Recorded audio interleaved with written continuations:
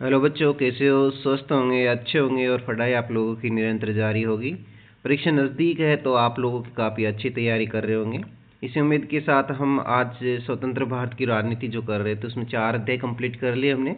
ये 5वां अध्याय है। इस 5वें अध्याय में कंप्लीट समरी के रूप में और परीक्षा को ध्यान में रखते हुए महत्वपूर्ण संपूर्ण कवर करते हुए पॉइंट टू पॉइंट लाएं ताकि हम सभी प्रश्नों को हल कर सके और अच्छे से रिवाइज कर सके, याद कर सके और अच्छे से पेपर को कर सके। तो बिना देरी किए चलते हैं बच्चों। आज हमारा अध्याय 5वां है, कांग्रेस प्रणाली, चुनौतियां और पुनर्स्थापना। ठीक है बच्चों, पुनर्स्थापना मात्रा थोड़ी सी है, यहाँ पर लगनी चाहिए थी, वहाँ लग गई, मिसप्रिंट हो जाता है इसमें। ठीक है, कोई बात नहीं। आज हम देखेंगे कि इस किताब के दूसरे अध्याय में जैसे हमने कांग्रेस प्रणाली के उद्भव के बारे में पढ़ा था। इस प्रणाली को 1960 के दशक में पहली बार चुनौती मिली थी। राजनीतिक प्रतिस्पर्धा गहन हो चली थी और ऐसे में कांग्रेस को अपना प्रभुत्व बरकरार रखने में मुश्किलें आ रही थी। विपक्ष अब पहले की अपेक्षा कम विभाजित और कहीं ज़्यादा ताकतवर था, तो कांग्रेस को इस विपक्ष की चुनौती का सामना करना पड़ा था। कांग्रेस को अंदरूनी चुनौतियां भी झेलनी पड़ी, क्योंकि अब ये पार्टी अपने अंदर ही विभिन्नताओं को एक साथ थाम कर नहीं चल पा रही थी। इस अध्याय में हम अपनी बात वहीं से शुरू करेंगे जहां पर दूसरे अध्याय में छोड़ी गई थी, ताकि हम समझ सके कि राजनीतिक प्रतिस्पर्धा में कांग्रेस ने किस प्रकार से अपना प्रभुत्व बरकरार रखा, नेहरू के बाद राजनीति ने क्या करवट ली और विपक्ष की एकता और खुद के बिखराव ने कांग्रेस प्रभुत्व को कैसे चुनौती दी। इंदिरा गांधी के नेतृत्व में एक नई कांग्रेस किस तरह इन चुनौतियों से उभरी और कैसे इन नई नीति और विचारधाराओं ने कांग्रेस प्रणाली की पुनर्वापसी की, इन सभी की चर्चा करते हैं हम। पॉइंट टू पॉइंट चलते हैं। 1964 में नेहरू जी की मृत्यु के बाद में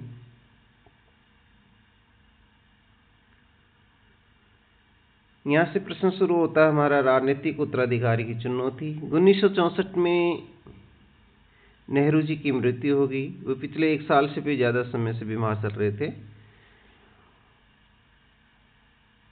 तो 1960 का दशक खतरनाक दशक माना गया। देश के सामने अनेक चुनौतियां थी, जैसे गरीबी, गैर बराबरी, सांप्रदायिक और क्षेत्रीय विभाजन के सवाल अनसुलझे रहे। नया नेतृत्व इनका समाधान करने में सक्षम होगा, ऐसा अंदाजा लगाया गया।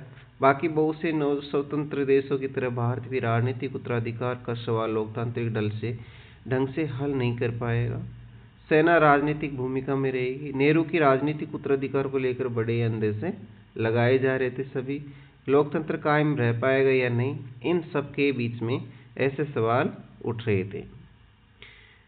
तो देखते हैं हम नेहरू जी के बाद शास्त्री जी। कांग्रेस पार्टी के अध्यक्ष के कामराज ने पार्टी के नेताओं से मशविरा किया और काफी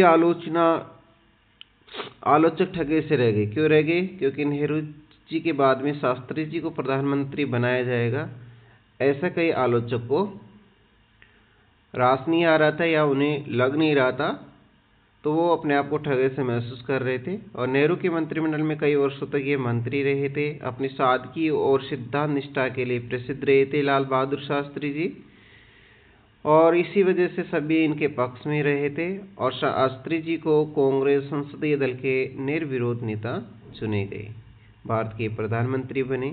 पंडित जवाहरलाल नेहरू की मृत्यु के बाद प्रधानमंत्री कौन बने भारत के? लाल बहादुर शास्त्री जी।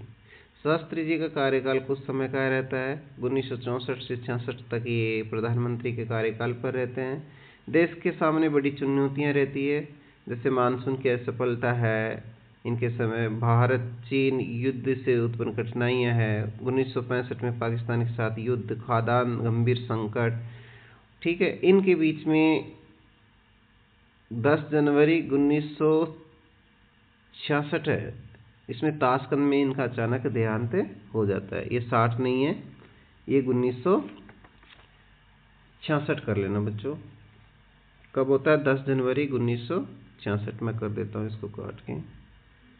10 जनवरी बहुत इंपॉर्टेंट है ये समझौता, 10 जनवरी 1966।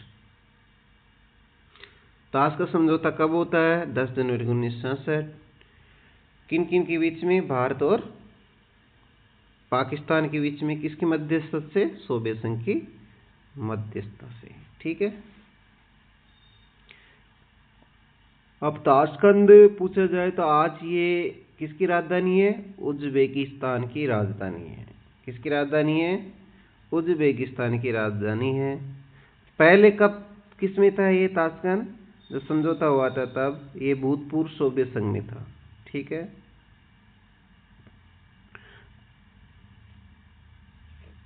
तो ये पाकिस्तान के उस समय तत्कालीन राष्ट्रपति थे मोहम्मद अयूब खान। कौन थे? मोहम्मद अयूब खान। और हमारे भारत के प्रधानमंत्री शास्त्री जी थे। तो बहुत इंपॉर्टेंट समझौता है। समझौते के दौरान इनका क्या हो जाता है? अचानक देहांत हो जाता है। इनका एक प्रसिद्ध नारा था, वो पूछा जाता है परीक्षाओं में, बहुत इंपॉर्टेंट है। शास्त्री जी का नारा था जय जवान जय किसान। ये नारा किसका था? लाल बहादुर शास्त्री जी का था।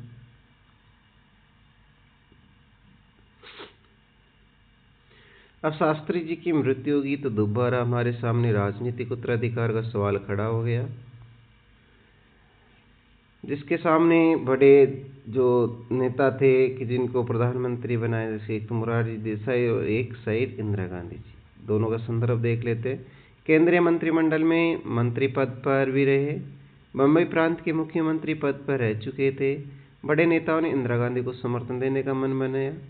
सर्वसहमति कायम ना हो सकी तो गुप्त मतदान हुआ, और गुप्त मतदान में इंदिरा गांधी को विजय मिली। इंदिरा गांधी जवाहरलाल नेहरू की बेटी थी और कांग्रेस के अध्यक्ष के पद पर रह चुकी थी। और भी इंदिरा गांधी जी के बारे में डिटेल जो हमारे प्लस बॉक्स दे रखा है उसको भी मैं लाया हूँ, तो वहाँ देख लेंगे। अब आगे नए प्रधानमंत्री को जमने में लगा थोड़ा वक्त, तो नेहरू जी के बाद में लाल बहादुर शास्त्री जी प्रधानमंत्री बने। लाल बहादुर शास्त्री जी से देहांत हो गया तो इंदिरा गांधी जी हमारे भारत की प्रधानमंत्री बनती है, और भारत की प्रथम महिला प्रधानमंत्री इंदिरा गांधी जी है। ठीक है बच्चों, चलते हैं हम। कांग्रेस के वरिष्ठ नेताओं ने संभवतः ये सोचकर कि इंदिरा गांधी को समर्थन किया है, क्यों किया है ये भी ध्यान दो, कि प्रशासनिक और राजनीतिक मामलों में खास अनुभव न होने के कारण समर्थन और दिशा निर्देशन के लिए इंदिरा गांधी उन पर निर्भर रहेगी। प्रधानमंत्री बनने के 1 साल के अंदर इंदिरा गांधी को लोकसभा के चुनावों में पार्टी की अगुवाई करनी पड़ी। इस वक्त भारत की आर्थिक स्थिति और भी खराब हो चली थी। इन कठिनाइयों के बीच पार्टी पर अपना नियंत्रण बढ़ाने और नेतृत्व कौशल दिखाने की इंदिरा गांधी ने कोशिश की। अब आता है चौथा आम चुनाव 1967 में। चौथा आम चुनाव कब होता है? 1967 में। चुनाव का संदर्भ, 2 प्रधानमंत्रियों का जल्दी देहावसान और नए प्रधानमंत्री को पद संभाले अभी 1 वर्ष भी पूर्ण नहीं हुआ। साथ इस प्रधानमंत्री को राजनीतिक लिहाज से कम अनुभवी माना गया। इंदिरा गांधी जी के बारे में बातचीत हो रही है। देश में आर्थिक संकट था, जिसके दौरान मानसून की असफलता, व्यापक सूखा, विदेशी मुद्रा भंडार में कमी, औद्योगिक उत्पादन और निर्यात में गिरावट, सैन्य खर्च में बढ़ोतरी, पैदावार में गिरावट, गंभीर खाद्य संकट, देश की विकट आर्थिक स्थिति थी। इंदिरा गांधी सरकार के शुरुआती फैसलों में 1 रुपये का अवमूल्यन करना, पहले 1 अमेरिकी डॉलर की कीमत 5 रुपये, जो अब बढ़कर हो गई थी 7 रुपये, उस समय की बात है, वरना आज की बात की जाए तो शायद ये 80 रुपये से ऊपर हो गया। 1 डॉलर के 80 रुपये के बराबर हो गया। तो काफ़ी देखो हमारे रुपये की वैल्यू थोड़ी कम हो गई है, डॉलर की बढ़ गई है, तो गलत बात है। तो देखिए, जनता विरोध बंद एवं हड़ताल पर आ गई, क्योंकि ये जो हमने परेशानी देखी थी, जो महंगाई देखी थी, जो संकट देखा था, उनसे जनता ने विरोध करना शुरू कर दिया, हड़ताल करना शुरू कर दिया। तो आवश्यक वस्तुओं की कीमतों में वृद्धि होगी, खाद्यान्न की कमी, बढ़ती बेरोजगारी, दयनीय आर्थिक स्थिति। सरकार ने इसे कानून व्यवस्था की समस्या माना, न कि जनता की बदहाली। जनता और भी उग्र होगी इस बात से। तो साम्यवादी और समाजवादी पार्टी ने व्यापक समानता के लिए संघर्ष कर दिया। मार्क्सवादी कम्युनिस्ट पार्टी से अलग हुए। जो साम्यवादियों के एक समूह ने मार्क्सवादी लेनिनवादी भारतीय कम्युनिस्ट पार्टी बनाई। तो मार्क्सवादी कम्युनिस्ट पार्टी से अलग हुए साम्यवादी ने एक समूह ने कौन सी पार्टी बनाई? मार्क्सवादी लेनिनवादी भारतीय कम्युनिस्ट पार्टी बनाई। इस पार्टी ने क्या किया? किसानों के बीच विरोध को संगठित किया, और इस अवधि में गंभीर किस्म के हिंदू मुस्लिम भी दंगे हुए थे। अब इसी दौरान एक नया शब्द निकल के आता है, गैर कांग्रेसवाद। यानी कांग्रेस से विचारधारा के विपरीत विचारधारा वाले संगठित लोगों के समूह को गैर कांग्रेसवाद कहा जाता है, जिसमें विपक्षी दल उठ रहे जन विरोध की अगुवाई कर रहे थे। कांग्रेस की विरोधी पार्टियों ने महसूस किया है कि उनके वोट बढ़ जाने के कारण ही कांग्रेस सत्तासीन है। अलग अलग विचारधारा, अलग अलग कार्यक्रम, अन्य राज्यों में सीटों के मामलों में चुनावी तालमेल किया और कुछ राज्यों में कांग्रेस विरोधी मोर्चा खोला। सभी दल एकजुट हुए और ये रणनीति कहलाती है कांग्रेसवाद की। ठीक है, जिसके प्रतिपादक कौन रहे थे? राम मनोहर लोहिया जी। राम मनोहर लोहिया जी ने गैर कांग्रेसवाद का नारा दिया था, ये ध्यान रखना है। समाजवादी नेता थे राम मनोहर लोहिया। इन्होंने गैर कांग्रेसवाद के पक्ष में सैद्धांतिक तर्क दिए।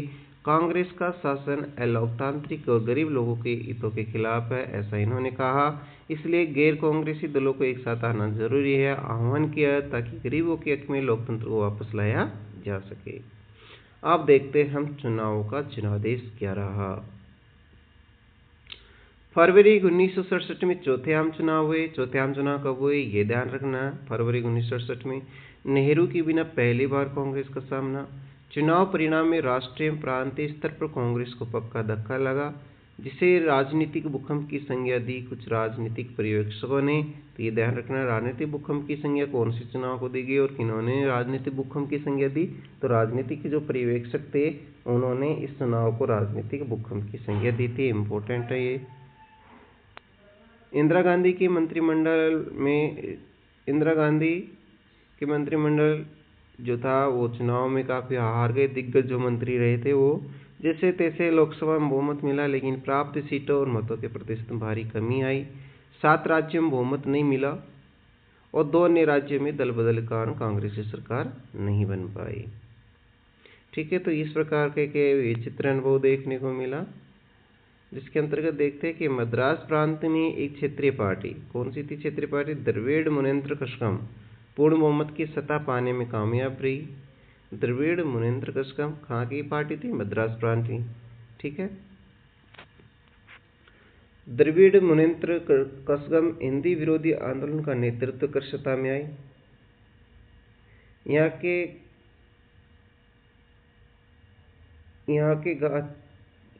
इसको छोड़ो, यहाँ के जो ये पार्टी थे इन्होंने हिंदी को राजभाषा के रूप में केंद्र द्वारा अपने ऊपर थोपने का विरोध कर रहे थे। यहाँ की जनता थी, ठीक है, यहाँ की जनता जो है वो हिंदी को राजभाषा के रूप में केंद्र द्वारा अपने ऊपर थोपने का विरोध कर रहे थे। चुनावी इतिहास में पहली घटना जब किसी गैर कांग्रेसी दल को किसी राज्य में पूर्ण बहुमत मिला। ये ध्यान में रखना आप लोगों को। 8 अन्य राज्यों में विभिन्न गैर कांग्रेसी दलों की गठबंधन सरकार बनी। लोग कांग्रेस को सत्तासीन देखने के व्यस्त थे, उनके लिए एक विचित्र अनुभव रहा था। इसी दौरान दल बदल की प्रक्रिया शुरू होती है। दल बदल क्या होता है बच्चों, ये भी हम देख लेते हैं कि कोई भी जनप्रतिनिधि खास दल के चुनाव चिन्ह को लेकर चुनाव लड़े और जीत गए, और जीतने के बाद इस दल को छोड़कर किसी दूसरे दल में शामिल हो जाए, तो इसी प्रक्रिया को दल बदल कहा जाता है। कहने का मतलब एक पार्टी से वोट लिया और जीत भी हासिल की, लेकिन उसको छोड़कर किसी दूसरी पार्टी में शामिल हो जाता है, तो उसको क्या कहते हैं? दल बदल। यानी किसी भी दल को बदलने की जो प्रक्रिया होती है उसे दल बदल कहा जाता है। अब देखिए, इसमें 1967 के चुनाव की एक खास बात थी दल बदल, और इसने राज्यों में सरकारों के बनने बिगड़ने में महत्वपूर्ण भूमिका निभाई। तो ये हमने देख लिया था, कोई जनप्रतिनिधि किसी खास दल के चुनाव चिन्ह को लेकर चुनाव लड़े और जीत जाए, और जीतने के बाद में इस दल को छोड़ के किसी दूसरे दल में शामिल हो जाए, तो उसे दल बदल कहते हैं। 1967 के आम चुनाव के बाद कांग्रेस को छोड़ने वाले विधायकों ने 3 राज्य हरियाणा, मध्य प्रदेश, उत्तर प्रदेश से गैर कांग्रेसी सरकार को बहाल करने में भूमिका निभाई। ठीक है, अब देखते हैं हम कांग्रेस में विभाजन।